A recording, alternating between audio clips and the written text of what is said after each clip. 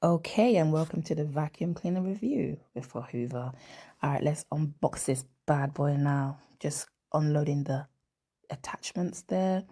You've got the vacuum head, you've got the manual, and you've also got another attachment, one of the arms, and you got the wall attachment so you can hang it up.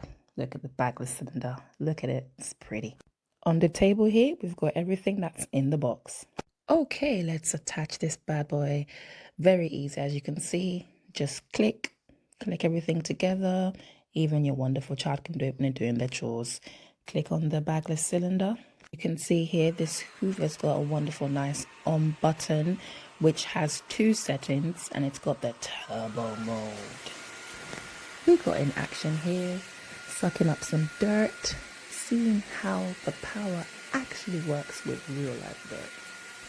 I would say this is a good standard vacuum cleaner. Bye.